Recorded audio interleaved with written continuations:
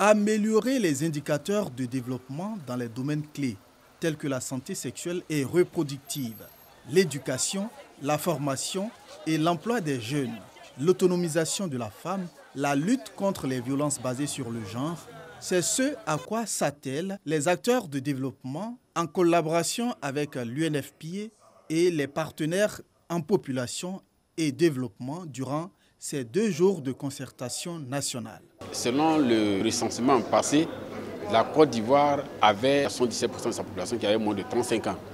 Un peu plus de 4 personnes sur 6 aussi avaient moins de 15 ans. Donc il y a une forte population jeune et donc des populations dépendantes. Mais c'est dû au fait aussi qu'il y a des grossesses rapprochées, des grossesses précoces. Et toutes ces grossesses-là ont des conséquences sur même le bien-être des femmes. Donc ce qui fait que nous avons 614 décès maternels pour 100 000 naissances en Côte d'Ivoire. C'est énorme.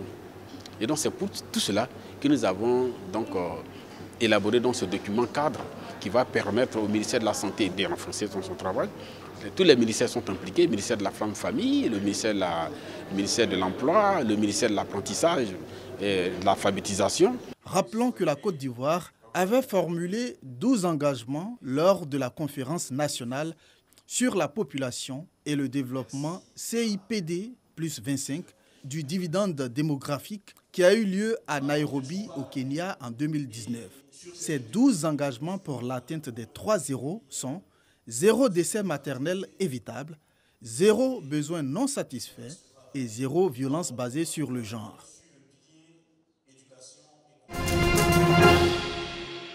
Du riz, des pâtes alimentaires, des cubes d'assaisonnement, de l'huile, voilà entre autres les dons faits aux enfants du village SOS d'Abobo.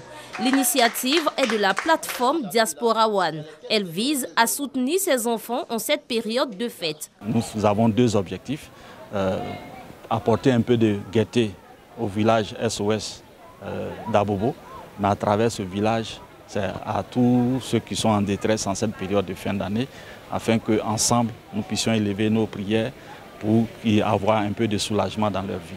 Le deuxième objectif, c'est de dire aussi que Diaspora One existe, a des ambitions pour faire en sorte que les candidats au retour au pays, où qu'ils soient, nous pouvons travailler pour les aider à venir s'installer comme nous avons eu la chance. Ce don, estimé à 2 millions de francs CFA, est apprécié par les bénéficiaires. Nous avons des besoins aussi en alimentation. Et ce don qui est venu va répondre à l'un de nos besoins. Et je crois que c'est toujours avec plaisir qu'on reçoit les dons. Créée en 2019, la plateforme Diaspora One est une organisation d'Ivoiriens ayant vécu à l'étranger et qui ont décidé de retourner en Côte d'Ivoire pour servir leur pays. Plus de 60 enfants issus de couches vulnérables ont reçu des repas à l'occasion de la célébration de la Noël. Un geste de l'association Chianello.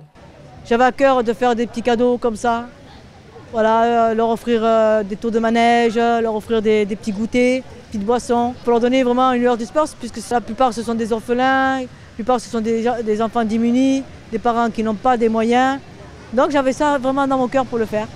En plus des repas, ces tout-petits ont reçu des présents en vue de leur permettre de passer d'agréables fêtes de fin d'année. Nous avons apprécié beaucoup. On pouvait leur dire merci.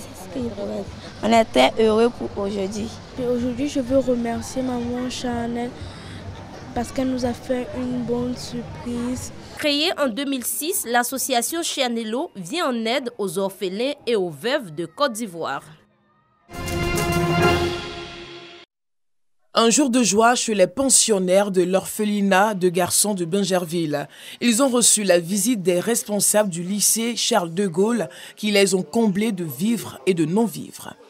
Pour Benjamin Montjuillet, proviseur par intérim du lycée, le choix de l'orphelinat de garçons de Bingerville s'explique par le fait que l'aide aux enfants démunis s'inscrit pleinement dans le code des activités de l'établissement qu'il dirige. J'ai voulu ouvrir nos élèves à la réalité du monde, que c'est un monde qui n'est pas toujours facile. Ils ont la chance d'avoir énormément de choses, de savoir certes beaucoup de choses, mais ils ne savent pas tout. Et il y a un autre monde à cela. Et j'étais très content qu'ils viennent, qu'ils le découvrent, qu'ils le touchent de leurs mains et qu'ils participent également à l'ambiance générale de Noël.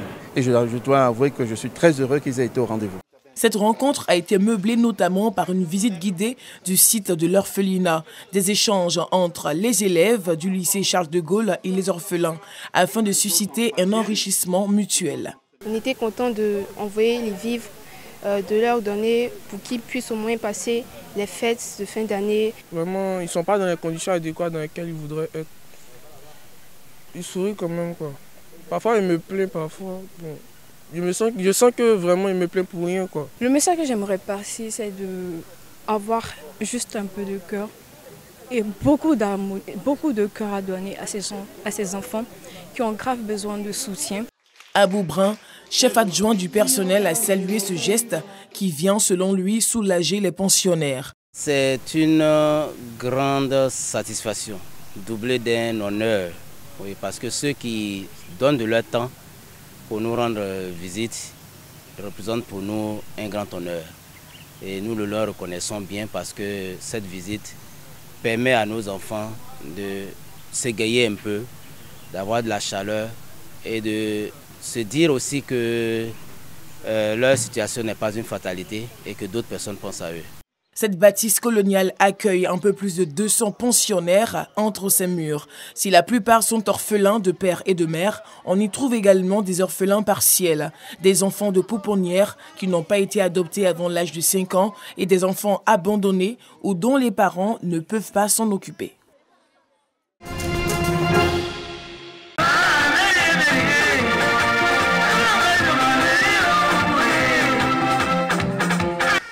Des pas de danse bien mérités pour ces mamans du village de Séchi, dans le département d'Agboville.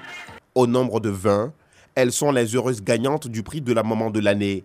Un prix qui vise à féliciter et encourager toutes les mamans qui ont respecté le calendrier de vaccination de leur nouveau-né. D'abord, les dames doivent faire déjà 4 CPN environ, être à jour de la vaccination contre le tétanos à leur niveau, c'est-à-dire faire au moins 2 vaccinations, si possible le rappel. Ensuite, au niveau du registre de vaccination, au niveau du registre des vaccinations, ces enfants doivent être à jour de leur vaccination selon les mois, selon le calendrier en vigueur. Et puis aussi, elles doivent avoir fait un accouchement assisté. C'est aussi une occasion pour nous de lancer un message qui est le suivant: inciter d'abord la population à s'intéresser à la vaccination, qui est vraiment une arme efficace pour se protéger aujourd'hui contre les maladies. L'initiative du centre de santé de Séchi est soutenue par les équipes du ministère de la Santé, de l'Hygiène publique et de la couverture maladie universelle. Vous savez, nous sommes dans un pays en développement et en principe, la prévention devait être notre leitmotiv. La première chose qu'on devait faire, c'était faire la prévention. Et donc, c'est ce que nous sommes en train de vulgariser, que les parents adhèrent plus à la prévention que d'attendre qu'ils soient malades pour aller à l'hôpital. Les lauréates de la première édition s'en félicitent et invitent les autres femmes du village à prendre à bras le corps la vaccination de leurs enfants. J'ai vacciné mon enfant et aussi j'encourage tous mes camarades, mes mamans, en tout cas de vraiment venir vacciner les enfants parce que c'est très important. Et quand tu vaccines ton enfant vraiment, s'il y a une maladie qui doit venir, ça fait que l'enfant ne tombe pas malade. Pour la grossesse, j'ai respecté, j'ai fait première CPN, deuxième CPN, troisième CPN, cinquième CPN même. Après, c'est ma santé. Et là, quand les enfants sont nés, j'ai fini mes 4 vaccins. J'attends 9 mois le 7 janvier. À Séchi, vacciner, c'est protéger la vie. Marie-France Vida, la vingtaine révolue, est diabétique depuis l'âge de 16 ans. Depuis la détection de la maladie, elle est prise en charge par l'INSP, Institut national de santé publique. Ça fait pratiquement 9 ans que je vis avec le diabète. Je suis rentrée à l'INFAS. Je suis étudiante auxiliaire sage-femme en première année. Le diabète n'empêche pas de travailler. Il est important de dépister le diabète. Donc c'est pourquoi nous organisons ce type d'événement. Il est conseillé d'avoir une alimentation qui est saine, une alimentation qui est équilibrée, d'avoir une activité physique régulière, le sport, c'est très très important. Aujourd'hui, l'APDC, Association des parents d'enfants diabétiques, organise une séance de dépistage du diabète à l'Institut Sacré-Cœur d'Adjamé.